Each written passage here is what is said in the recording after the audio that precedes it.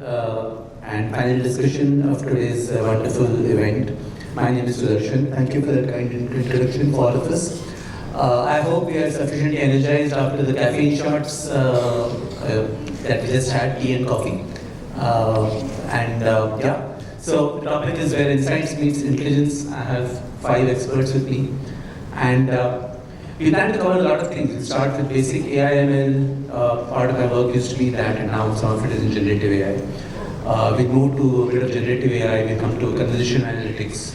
We talk about some other issues that surround AI. We hope to cover a lot of stuff in the next 45 minutes. And the last 15 minutes, we will throw it open for all of you. There will be questions, I'm sure.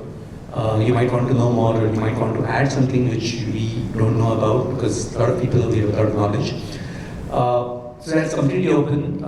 We won't take questions during the session, but those 15 minutes are really for you, and all the gentlemen over here will help you find the way. Great. So welcome Hardik, welcome Anirudh, welcome Aditya, welcome Sachin, welcome Piyush. Right. So I'll start with a very base level thing. AI ML, right? So it's been buzzing around for the last 3-4 years, and you hear about it everywhere, especially if you read Times techies, if you read Times of India, right? So leave that aside.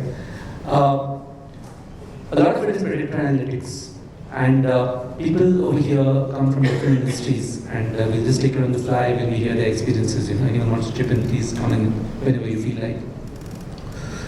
I want to know from you gentlemen, specific scenarios in your company where you thought predictive analytics or AI, ML, and ML is a subset of AI as we know, so most of it is ML.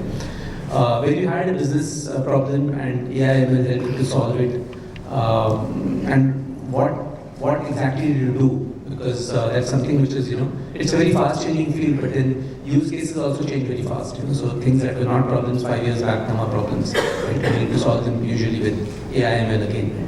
So open for all of you, whoever wants to take this, tell us something about, when you used any kind of analytics to solve business problems. Hello, am I audible? So before answering that, I'd like to take a moment and thank Quantic India and all the sponsors for organizing this beautiful event. It is very well organized. Congrats to you guys. So at RBL Bank, especially in liability segments, there are many use cases. Starting from retention models, making product propensities, making collection risk models. So there are many use cases.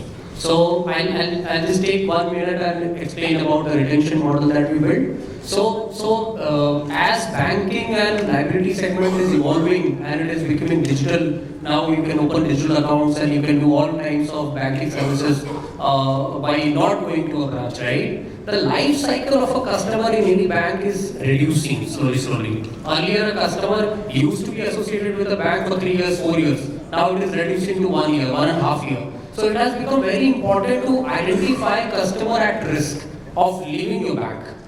And it is very important to identify in time.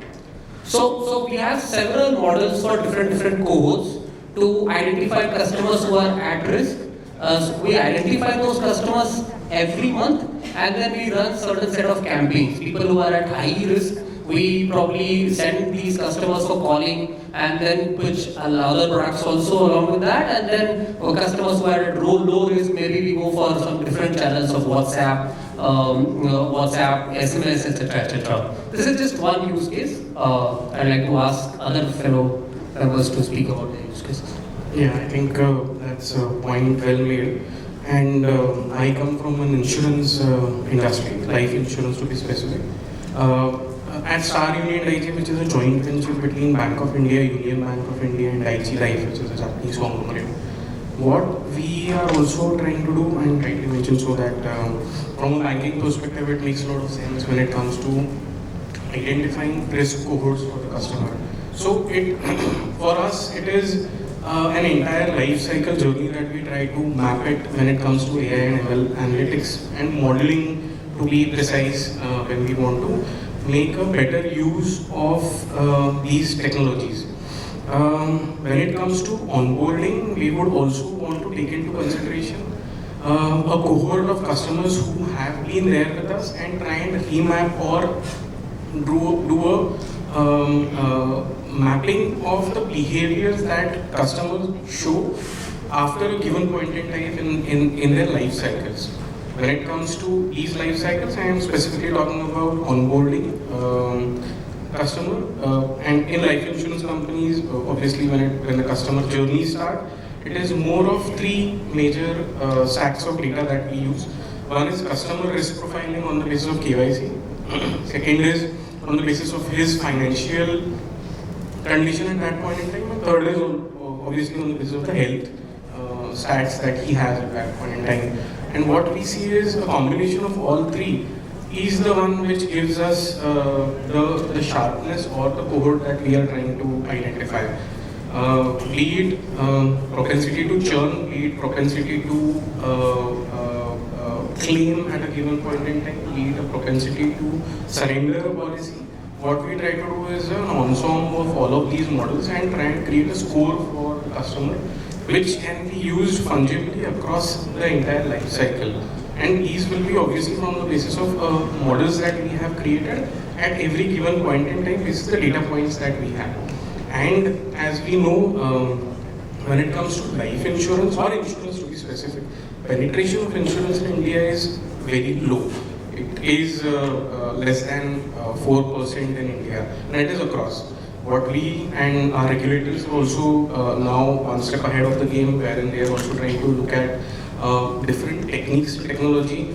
We move from the erstwhile way in which people used to have use and file kind of a product, file and use kind of a product, use and file kind of a products.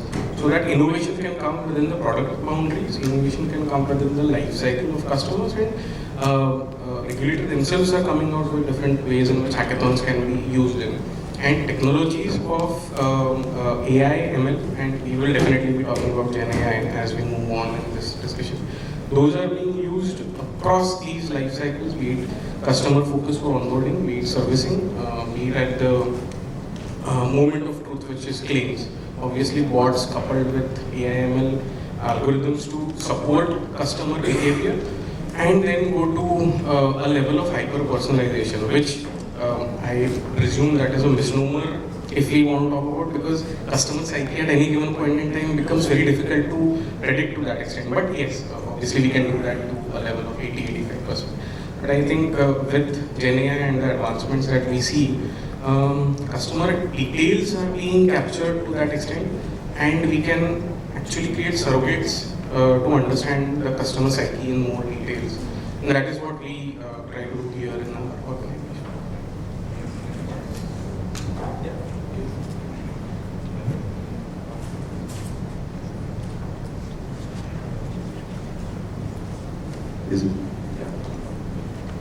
Yeah, so I belong to NBFC. Background currently working with KB Global, and I really connected with some of the use cases that Sachin actually highlighted. So retention definitely with NBFC it's a very big challenge. But I will highlight maybe the other aspect which Sachin also mentioned about the collection excellence. So a year back, the organization's focus was to enhance the overall efficiency in which the collection as a process was. And we utilized predictive analytics, basically coming up with multi-model approach to understand at various stages of their payment what is the riskiness around customer not making payment, what is the probability the customer is going to make payment on time. And accordingly, we identify what are the right medium through which we should be communicating to the customers. It's also important for customers' point of view if somebody is going to their door unnecessarily, when data can already tell you that this customer is going to pay and has a tendency of paying after a couple of days of your due is getting passed. So using this proper attribution with predictive analytics, we were able to actually bring about tele calling efficiency by not 10%, 20%, but 100%. So with this, we also were able to reduce a lot of, not reduce, but optimize a lot of field agents for the collection. So I just wanted to share one of my recent experiences with predictive analytics. Right, thank you Aditya, thank you Piyush, thank you Sachin. Right, so mapping customer journeys, customer retention, churn modeling, which is one of the classical problems in AI and ML, which I think all of us must have dealt with at some time. Very interesting use cases. Just one off-the-sheet question for you, Aditya, because I've noticed one thing that a data scientist role, besides working with numbers, is a role where you have to be very curious about what's happening around you. So it helps to be a quizzer. When I hire people, I usually ask, like, are you into quiz? Not, like A1 level quizzing, but you need to be curious about the world. I want to ask Aditya, and in fact everyone else over here, one question which is not in AIML, but I just want to know, why is penetration so low for insurance in India? Because in banking it's better. So is it awareness? Is it lack of innovation? What is it? I think that's a great question, first and foremost, because that is the ugly truth that we are facing at this point in time. Insurance penetration in India typically is the void in terms of the literacy that people have when it comes to risk as a product being taken up by customers. And when it comes to that, mentality of people in India is obviously when it comes to insurance, it is to avail something out of that. So the basic need of insurance, which is providing a risk cover, is something which is amiss in terms of the mentalities that people have. Obviously, when it comes to life insurance, we have seen that people would want to identify life insurance with tax savings. People would want to identify life insurance with endowment plans, which would give not only risk but some amount of benefits to people. But when it comes to pure term as a product, obviously it is the risk cover that a person gets in terms of any in the face of any eventuality that happens. The families get covered to that extent. To lot of avail that we see, Europe and US markets, all of these are being promoted through the government in such a way that if you do not have an insurance, you might not be able to avail facilities of hospitalization to that extent. What we are doing here in India is more of hospitalization, life, or to that extent general insurance, not being made compulsory, and that is more of a reason why we see this. Obviously, financial literacy, when it comes to banks, it all starts with the way in which we are investing, and we do it for returns. Life insurance has both these aspects tagged to it, but I think with what we see as government also pushing to have every person in India covered by 2047, that is the vision.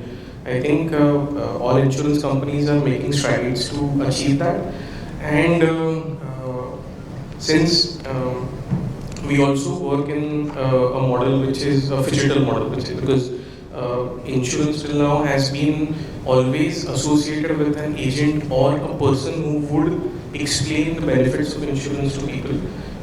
We also adopt that because we are partnered with Bank of India, Union Bank of India, which has we have more than 14,000 odd branches across India, and we try to use those phygital approaches, physical plus digital, understanding customer, going to that extent. So it's an overriding problem in the industry, of course, and it's not an easy thing to sell also. So you'll notice that most advertising around other products is easy to do, but that's why, how many of you have seen the Policy Bazaar ad on TV in which the woman comes across a tiger suddenly when she's walking, right? So that's a great way of communicating, the benefits of insurance which are not so easily available.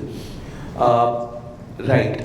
So I would like to add one thing from my own experience. We're talking about how AI/ML is used. So everybody's done cluster analysis, right? Everyone knows what cluster analysis is. So there's hierarchical and there's agglomerative, and I'm sure some of us, maybe all of us have done work on this.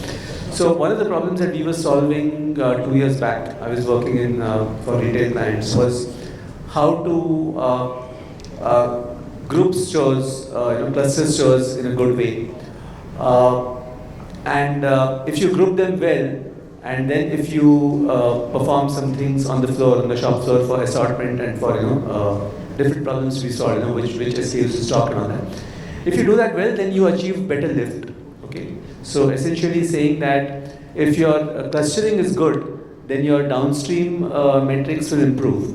It's intuitive, right? So if your clustering is poor, if you put unlikes together, people who are unlike in the same group, then the same thing won't work for those that group together because they don't belong to that group, right? And it's not the best choice of clusters. So typically what is used is the elbow method or the layout method, but I was reading about something, an article that came 4-5 years back, and there's something called the gap statistic method, which is like pretty recent, which is not used much in industry, and I said, let's try this. And that's the kind of thing, so that's what I mean by, in ML and data science, one has to be very curious about what's happening. And things are changing very fast, we'll come to that as well, because they change so fast, it's also a challenge. And talking about challenges, the challenge that you mentioned, Aditya, so there's, as they say, every problem is an opportunity. Okay, so because it's a problem, it's also an opportunity, and one needs to solve it. So thank you, Aditya. That was an interesting, yeah. And that also reminds me of a quote from the TV show Yes Minister. How many of you have heard of it? Yes Minister. Okay, it's a 80s, 90s show, right? So the PA to the minister tells him that the minister tells the PA that look. Every problem is an opportunity. Always treat it, So the PA says, in that case, Minister, I have got for you some unsolvable opportunities. Okay, so that's a light take on problem opportunity. Anyway, okay, so let's expand the thing. Let's move ahead now to, we're talking about scenarios where you use predictive modeling. Let's talk about a more specific area of business, which is customer experience. Okay, so customer experience is all about engaging the customer, keeping the customer on your with you and all that. So, what are the methods and that you've used for superior customer experience? What are the challenges you've faced? What are the risks that you've foreseen and tried to mitigate? Anyone wants to talk about that? So actually, we come from a real estate sector, so square yards, I represent square yards.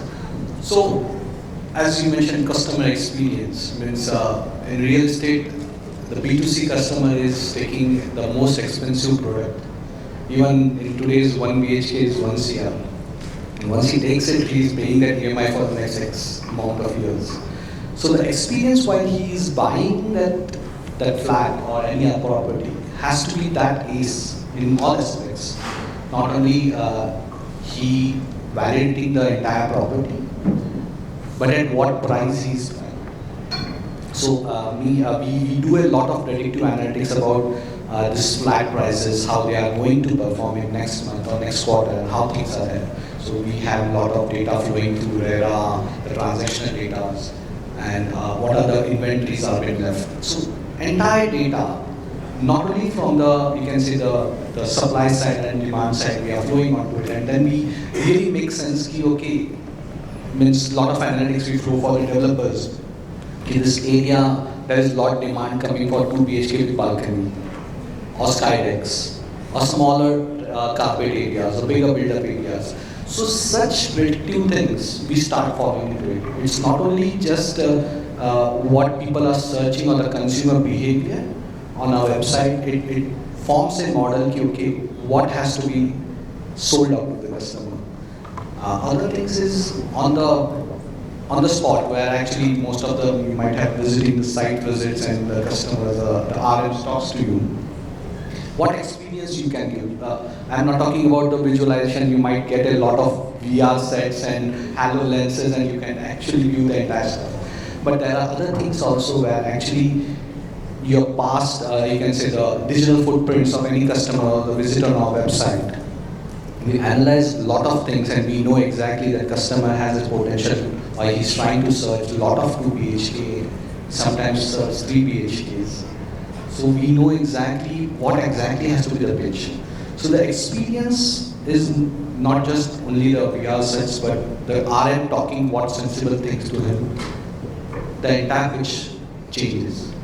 We just leapfrogging on the GenAI. We are using GenAI to create all our contents. The things are moving very, very fast. Predictive analysis just has become a 50-20% of our entire portfolios. Because the experiences, definitely the expectations of our customers are very different, and how the technology or AI is helping us, it's bringing a lot of ROI for us.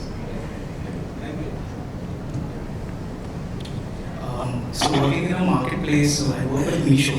Meesho is a marketplace, which is where we get customers, suppliers, and even the logistics partners. So customer experience is actually at the center for any marketplace. We all must have been shopping at Amazon and Flipkart and probably Meesho as well, I'm hoping. We all agree that any bad experience actually results into multifold things. You may actually not return back at the platform, and that's actually a big thing for us. So at Meesho, what we try to do is to try to solve this in two parts. We have a very good understanding of fraud detection, which is risk mitigation.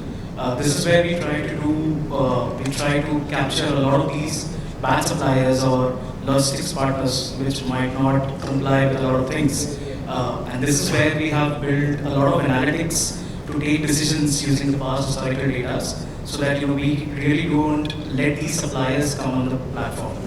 And the other major part is sitting at the heart of the customer experience is the recommendation engine. A big e-commerce platform today is nothing without good recommendations. So right from your generating the catalogs, what kind of experience to show to the user, and not just being your historical transactions, but something which is beyond the past trajectory as well. Mining that kind of data at a large scale, this is actually something that we really do at a large scale, and we have been actually trying a lot of solutions, GenAI as well as a lot of multi-modeling experiences as well, which has really given us benefits. Thank you, Hardik. Yeah, I was going to ask you about recommendation engines. That's something that I'm very interested in. The cold start problem and things like that. So, what do you recommend to people? Why do you recommend it? How do you track whether your engine is working or not? How do you get the right data? How do you not make mistakes? Because as you said, you don't want to. It's also a history thing, right? So whether people are paying or not, that's outside of recommendation. But a lot of these things should be done in a place like Meesho, I'm sure. Very exciting kind of work which happens in these e-commerce entities. And I could see that two of us mentioned GenAI, and aren't we just waiting to talk about GenAI, right? So it's flavor of the year, flavor of last year also. And it's very big. So I want us to talk about GenAI, but I also want to say something that if you really boil down GenAI to its very basic components, it's about capturing something and then creating something. Okay, so you capture something and create something. So there are different ways of doing GenAI. Okay, so what we see is most of it is large language models because of the way it's being used in different industries, the GPT models and the Anthropic Claude models and this and that, right? So we will talk about that. But really, everything. So GAN, which is the generative adversarial networks, which you might have heard about, which were pretty big till 3-4 years back. The transformer, which actually is the basis for your LLMs, right? Everything uses transformers at one level. And something called variational autoencoder, which is also a way of capturing, it's capturing a concept, or it's capturing the rules of a corpus. So by corpus I mean text, right? So how is the text behaving? And on the basis of that, it is creating something, right? So you have to capture it and then create something. If you don't capture it, what will you create? At the same time, when you create, you need to also create it in an intelligent way. You can't create randomly, right? Otherwise, it won't make sense. Right? So that is the essence. That's something that I use, when I talk to clients or to prospects in TCS, and we have a huge, stake in the kind of consulting that happens in AI, and that's something which, because people who are talking to you will vary in the way they approach things, the way they see risk, the way they see, potential, the way they see, barriers. So you have to talk to them at different levels, right? Technology person, you tell them about, okay, LLMs, tokenizers, this, that, vector databases. But somebody who's not from the tech field how do you tell them what GenAI is really doing? Because if you don't explain the basic thing to him or her, then how will you, tell them about the future things? So let's talk about GenAI, right? That's the next thing on the menu. It's probably the most savory item which I have over here. So tell us something about GenAI. It's been hot for the last 2 years since ChatGPT released, and in the afternoon session, I heard someone say that for every GenAI solution, you need human feedback. Okay, so that's probably not quite true now, because ChatGPT used something called RLHF, okay, reinforcement learning with human feedback.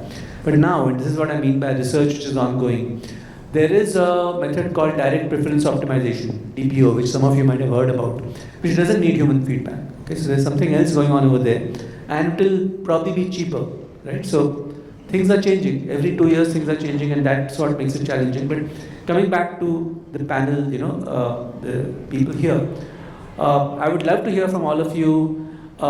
More than what is happening is that Gen AI is only 1.5 years old in Indian industry. Okay, let's be truthful about it, right? So लोग बात बहुत कर रहे हैं, लेकिन actual implementations अभी more or less अभी POC, it's like, is the money coming in? Yeah, it is coming in. Definitely, it's coming in for us, and probably a few other consultants over there. But it's not as big as AI was 3 years back, or traditional IT has always been. Right?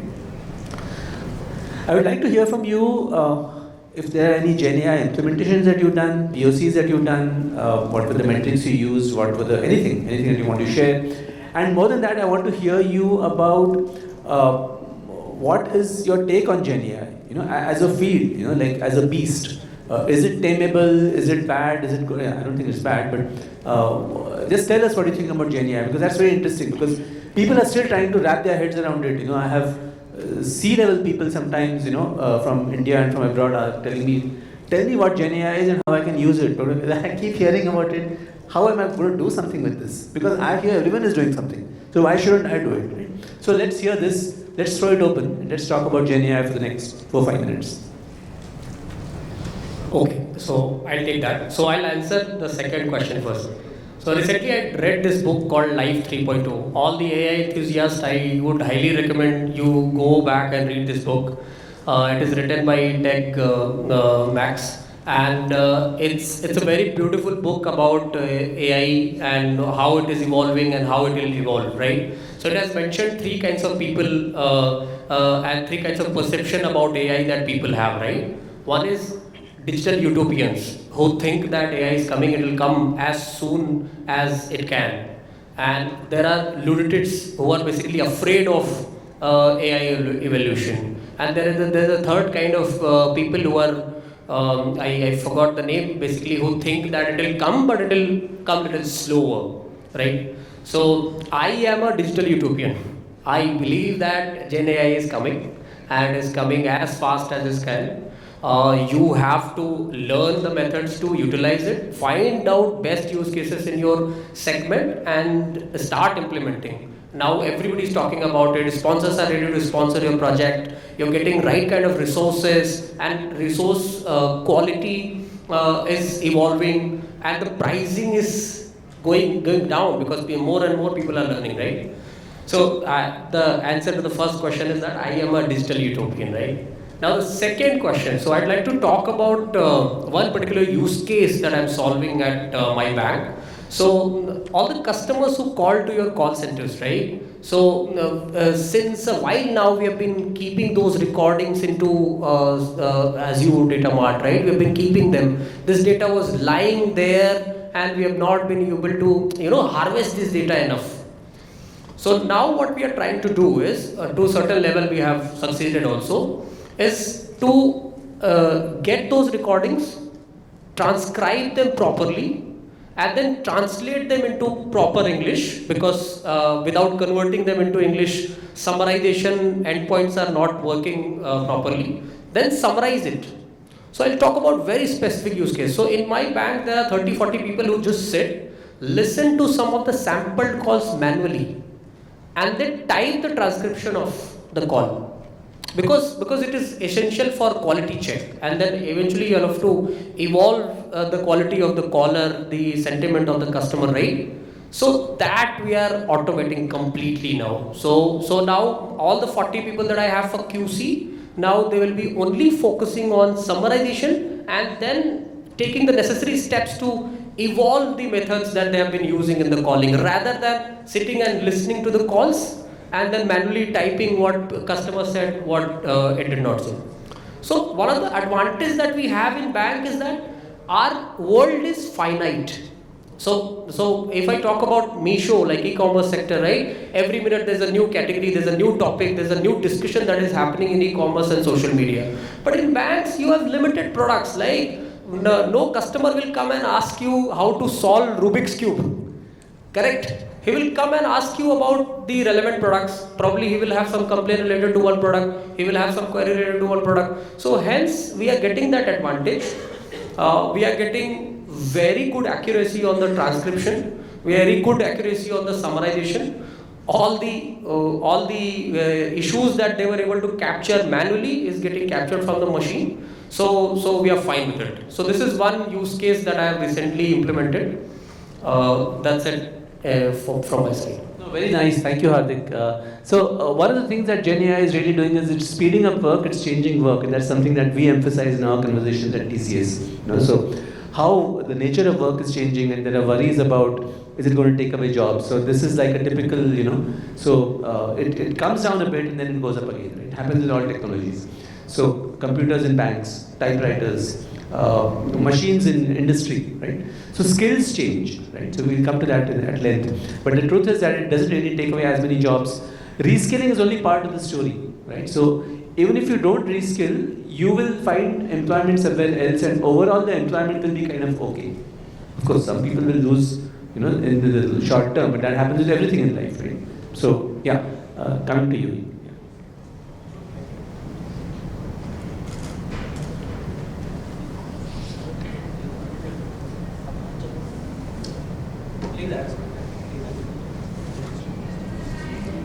Hello. Sorry.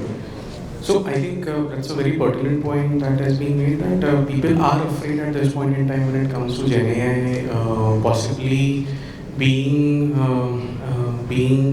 the one which will take away jobs. But rightly mentioned, so there have been cycles, and we all have seen those cycles when it came to workflow automations, when it came to ops processes being automated to that extent. I think these were similar in nature to what Gen AI is going to create for ourselves as we move ahead.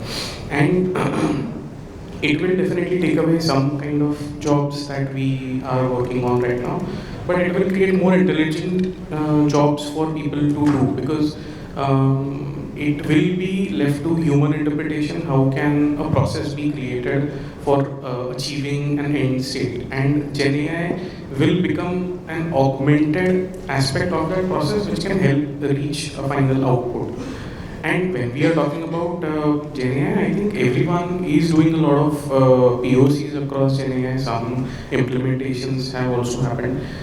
We are also trying to do all of these POCs, and some implementations have happened at our end as well with regards to chatbots. And what we also have seen is we would want customers to also know that they are conversing with Gen AI, because there are slight possibilities of models not giving the right outputs at the very beginning when people are trying to wrap their heads around Gen AI. We do not want people to be misled to assume that all of this is happening on the fly.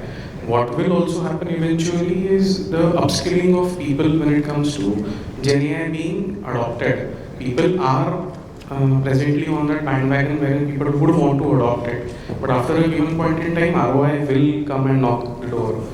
So what kind of results are we getting out of it? Very good point. I hate to interrupt, but I have to interrupt, otherwise I'll forget what you're saying. This is a very important point that you've got, Aditya. That what is the ROI? So we have pretty sophisticated stuff happening for FinOps, MLOps, and also figuring out, and those people have been doing that stuff for the last 10, 15 years across, not just where I work, but everywhere else. But doing it for Gen AI is a slightly different game, right? Where do you measure the benefits? What do you see are the costs? Costs is still okay, licensing and cost of infrastructure and all, but what are the benefits? Short term, medium term, long term? Yeah, please go on. Yeah, so ROI will come and knock the door, and we would also want to go back to our businesses and say that look, there are a lot of these models that are out for use. Adoption also has to be pushed when it comes to people not knowing about GenAI or how to use it to a level where they are conversant with GenAI.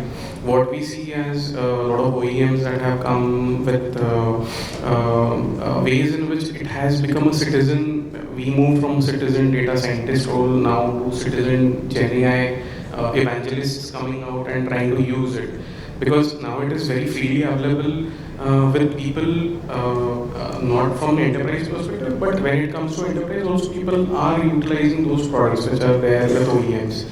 But when it comes to these products, I think people will also come and be at a poignant point where they would want to look back and say that yes, there are some problems which are being solved, but there has to be a larger benefit that has to be reaped out of GenAI, which will eventually happen and is happening obviously for people. You said it means, as of now, the GenAI cannot be trusted in it hallucinates after a certain while. Even if your chatbots are well trained on your own metadata, definitely after a certain conversation, the context is totally diluted and it hallucinates. But if we are, as you mentioned, the ROI contribute. I'll be honest, the jobs are not going because of this GenAI. The guys who are doing the jobs right now, they are using this GenAI. And just one of the examples in my one of the use cases, we had a division, a very different use case. Chatbots and this thing, we are already using it. You might even don't know the calling happening is someone, a person on a chatbot. So it's already there out there. So there are the newer use cases which is more of, I can say, we have a very bigger tat of conversing the interiors. Someone, once you take it, your interiors also becomes so one of the use case to sell to the customers onto it. When you sit, when our customer used to sit, okay, mujhe aisa, I want this modern, this thing, everything. They used to create a lot of use to and fro between our designers and these things. And it used to take 3 to 4 months to close any of the things. Now things have changed. They create a pure persona of that customer. Okay, he wants modern furniture, he likes so colors, this is 2 BHK, this is carpet, and so on these things. Entire 2D things becomes a 3D. You spell it, I want a yellow color for this sofa. Within a second, split second, it changes. The entire layout, entire design changes split fast. So this is the newest POCs we are doing it. Forget about the other things like the digital twins things are there, where actually we are trying to create a metaverse, where actually you are standing in front of that building and what exactly some of the bigger developers and UAE we are engaging. Right now, the next, just released, I think last month, the Sorosi AI, where actually it is creating videos. Just create I am standing in front of Taj Mahal and create a video of an 360 video. You are able to get it. So the entire content creation is totally hijacked as of now by GenAI. Yeah, if only you could get them to believe that it's actually the Taj Mahal and get them to pay for it. That would be nice, wouldn't it? So unfortunately that's, but yeah, it's a lot of visualization. So one other thing about GenAI is that what Piyush was talking about, picking on that point, and what Hardik was talking about, Piyush and Sachin, right? So what is GenAI really doing? It's either speeding up things, because of the thing that I said that, you encode something, so if you can encode it, you can summarize, or you can, that's the essence of what it's doing. Or you can create something, okay? And the third thing that GenAI can do is it can discover something. Okay, so there are the 3 things that GenAI really does. So create is a thing that Aditya is talking about. It's helping you create something which wasn't there earlier. And this is huge utility, right? Discover also, because the GenAI is being used to discover new, molecules, and being used to, find things about things in pharma and things in, even in retail, right? So, and of course it speeds up things, right? So in some places it's simply making things faster for you, and that's where the benefit is so obvious, right? The other things are a little slow, because, and create, yes, that's the beauty of GenAI, right? So when you look at a stable diffusion or something, it's not speeding up anything for you, right? It's like, yeah, you can say that I could have made this using Photoshop in 3 minutes, but now it's creating with a text prompt. That's beautiful, right? In some sense, it's not speeding up in the same way as summarization or something, right? But it's creating something for you, and then you can send it back and say, no, I don't like this, change this. I'm sure your people, your customers must be saying this. No, I don't like this visual, I don't like this dress. This is what you recommended for me, but change it. Give me stripes instead of dots, right? So it'll do that for you, right? So that is the other thing. And then there is Discover, which is actually the biggest use case. And Google is ahead in the race right now for Discover, because the kind of things they are doing with DeepMind is ahead of what, in my humble opinion, what OpenAI is doing. But we'll come to the OpenAI versus, we can come to other debates also, because there are many threads of discussion in this. But yeah, that's the power of GenAI. So short term, it's very exciting. Medium term, it's going to pay off. And long term, we don't know where it will go. So there is a famous quote. I was reading a book called Machines Behaving Badly, which I got from our excellent library. So we have a great library. Some of my research happens over there. I think the quote goes that human beings are intelligent enough to create AI, stupid enough to need it, greedy enough to get its benefits, and confused enough to wonder where it will all go. Okay, and that's especially true of GenAI. Okay, and while we're talking about GenAI, I want to make one more point, which I have also written in an article which I posted last week. You can find it on LinkedIn. It's called "The Future of Large Models is Small Models." Okay, so. Okay, I think let's move on to the next one. Let's go to. Okay, let's talk about conversational analytics. Okay, so a lot of Gen AI, the excitement around Gen AI is about how it can be used to improve conversations, chatbots and stuff like that. So all of us have. How many of us have used? Let me put a reverse question. How many of you have us over here have not used ChatGPT? Okay, that is the success, right? You take something to the consumer and wow, it takes off, boom, it takes off, right? That's what Google did, so everyone knows the numbers. 100 million users in 1 week or something, right? It's a record for faster than WhatsApp and all that. So everybody has used ChatGPT, and with all its flaws, like Anirudh is saying, with hallucinations and all, right? So that becomes relevant in the industry use case, but for personal use, it's fine. It's probably amusing for you, right? And that's a huge attractor, I would say, for GenAI, that it can actually, the beauty of language models is that everyone works with language, right? So, so we have built applications where we can actually query databases, right? We ask in natural language, tell me what happened last year, which state was the best performer, what was the trend last year, and something writes SQL for you and it generates a report, generates a graph, right? That is the beauty of it. I don't need to know SQL, right?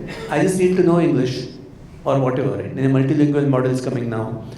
That is the beauty of the language models, and that's why it's very exciting for people to use, for non-tech people to use. So when you say that jobs are being taken away, the truth is that the consumer base is also growing, right? So if more people are going to use these things, that's why Google is popular, right? You just have to type the text query, right? So that's why Google is so big and probably can never be challenged, even by language models. That's my belief. But yeah, that's the beauty of GenAI. And let's come to conversational analytics, specifically chatbots. I want to know from you what are the best practices for collecting and processing chat data, the metrics that you use. What are the challenges that you have in working with text data? What tools have you used for conversational analytics? Any of you, all of you actually. Hello. So I've been an enthusiast when it comes to conversational AI since last 4 to 5 years or so. So as a matter of fact, I was ex-co-founder to one of the leading companies in conversational AI in India. And I would say with the coming of Gen AI, this whole industry has been transformed of working from curation of variety of information for chatbot to basically get trained on to understanding the responses and conversations, how the quality of those conversations are going on. And also for hyper-personalization when it comes to responses. So if I am a customer or user using the chatbot versus someone else, depending on the flow of the conversation or additional knowledge about the customer as such, I can come up with very curated, highly curated responses in terms of images, at times videos as well, not just text. So I believe this whole GenAI thing has transformed and actually transforming this conversational AI space. And yeah, on the analytics part, there are definitely a variety of things like right from understanding the entities that are there in the data, to understanding the context in which the conversation is happening, to understand the key performance indexes, indicators, which are required for me to assess the task for which I have created this chatbot or any sort of conversation. Taking an example, if it is a marketing/sales type of conversational AI chatbot, I might be focusing on the conversion, how much engagement I have with the customer. But if, let's say, it's more of an inquiry and support kind of use case, then I'll be focusing more on first time right, time to resolution, these kind of things. And definitely sentiment analysis and everything is also something where GenAI is helping a lot in assessing the overall performance of the chatbots. That's what I meant by language making things easier. So at the base, there's sometimes traditional AI. Let me give you an example. So all of you have heard of RAG and fine tuning, or some of you have not heard of it. Okay. RAG is getting information outside the LLM system, and fine tuning is when you shape the language model in a particular direction which you want it to do. A good example is sentiment analysis of customer reviews. Okay, so somebody likes your product, somebody doesn't like your product. So you can actually upload data, and say that these are some places where they didn't like the thing, and there are some places where they liked it, right? So it's classification. And it actually is going to help you, it then becomes a language model that can actually classify for you, right? Left to itself, it will not classify. But the classification either came from human intervention, which is not very efficient, or it came from a traditional ML model, right, which you must have used.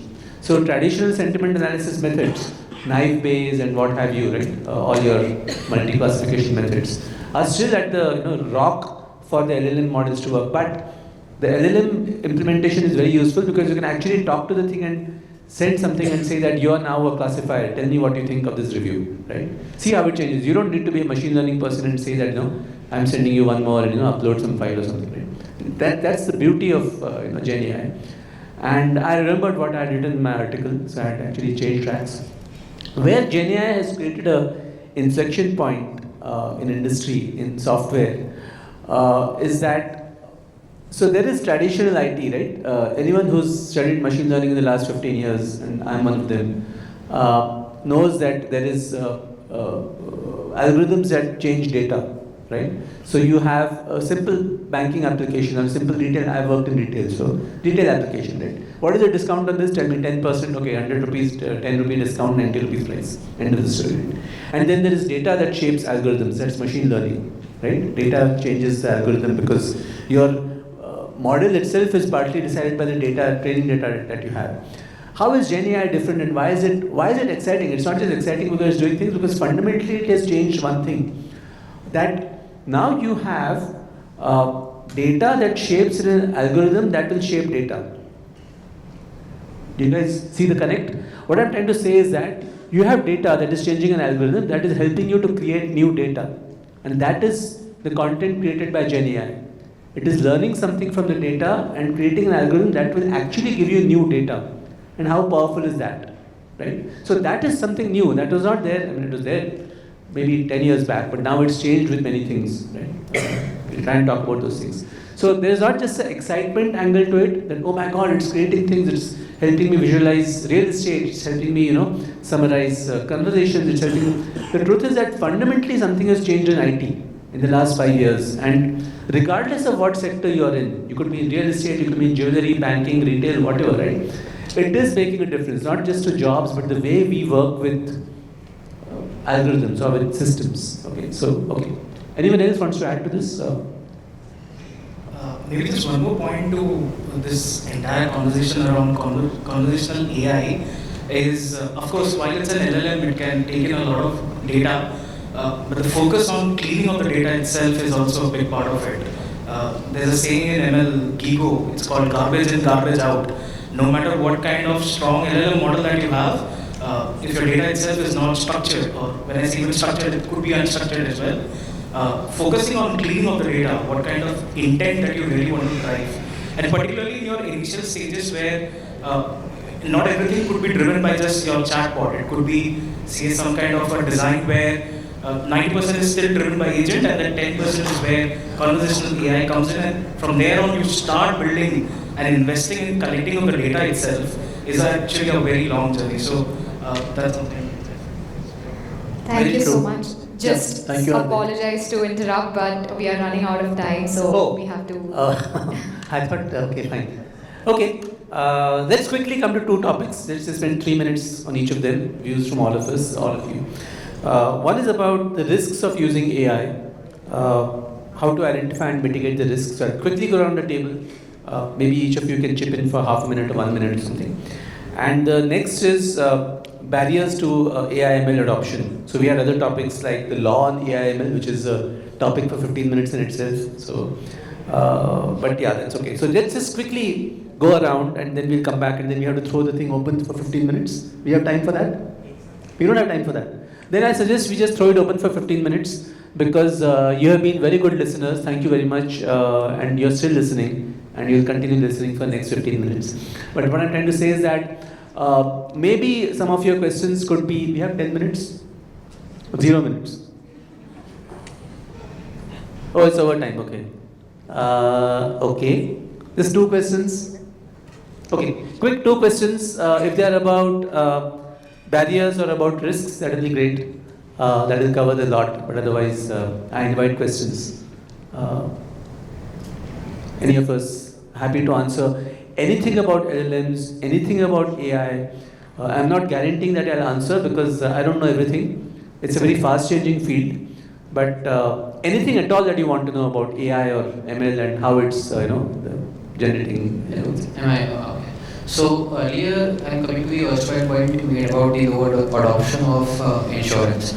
So I want to add like a few of the papers which I read assumed an IID, which is independent and identical distributions, and clusters 101 would be heterogeneity across clusters and homogeneity within clusters. But even within the clusters, in case of humans, do you think is it possible? Because humans to humans are very alike. So you cannot assume that if I am like the I as human would be the same as the I plus 1 human. So there is a difference in psyche between the two. So do you think that could be a factor which leads to low adoption rates because they can be not? Let me try and take the question. It's a nice question with a theoretical background. The truth is that there's another saying that goes, all models are wrong, but some are useful and some are very useful. Yes, we are all different, right? So when I group myself with Hardik because we both like test cricket. Somebody over here likes test cricket. Right? We were having this chat before somebody prefers test cricket to T20. I'm with them. So for that purpose, I'm grouped with him or her. Right? So I'm clustered with him or her. We are different, right? We have different tastes in food, and this and that, and music and dance, whatever. Right? But for that particular reason, it's good enough. So it's always an approximation. Everything in life is an approximation in the practical world. All applied math is an approximation. And clustering doesn't say that you are identical. It only says that for this purpose, you will be in the same group because you are more like each other than you are unlike anyone else. To put it in a slightly different way. Right? That's what it's trying to say. I hope that answers your question. But it's an interesting discussion. There's so much theory involved in this. There is some baffling theory also, which I won't get into here because I'm a maths grad. But that's a good question. Anyone else wants to answer, or you have space for the next question? Yeah. What is the future of RAG? RAG, will people augmented Ha. So that's something we are working on at TCS. RAG is also facing difficulties. This is the last question, I promise. I will not trouble you after this. I can see you getting very worried. मेरा producer मुझे डांटेगा, मुझे appraisal is around the corner. पता नहीं क्या होने वाला है अभी मार्च में, है ना? तो we'll keep it quick. So RAG is very powerful because there's always data which is out of date, right? So you always need places where you need data externally on the fly. But RAG has its own problems because sometimes you don't get the answer that you want, which is not a hallucination, क्योंकि उसको वो मिलता नहीं है, right? Since you work in this, you must have heard of this. So how do you solve it? Then there are some advanced RAG methods, when you actually have the answer coming from more than one document. Then how do you put the answers together, right? And there are other problems. But RAG actually, in terms of implementation, I won't say it's very easy, but it's not very difficult also. Okay, so the way RAG works is there is only so much variation you can bring, and yeah, at the end when things go wrong, you have to figure out something. What is the future of RAG? Very strong. But I would say the future of fine-tuning is even stronger. And prompt engineering will rise again after 2-3 years, is what I believe. So that is, yeah. Other questions about AI, ML, traditional, Python, anything? On the same part, right? What do you think about chain of thoughts plus RAG? Okay, so for those of you who don't know this, okay, I'll just give a one-line answer. Chain of thought plus RAG is even more powerful because it adds reasoning to information which is available now, but integrating it is tricky. We will talk offline, okay? You meet me in the lab. Okay, thank you very much. Thank you, Piyush. Thank you, Sachin, for your views on banking, for your views on real estate, views on insurance, views on e-commerce marketplaces. So many different industries, so many different views. And these gentlemen have told us about what they're actually working on. So you can't get it better than that. Actually, जो industry में हो रहा है, right? Thank you, everyone. Great discussion. We'll catch up online, all of us. Thank you.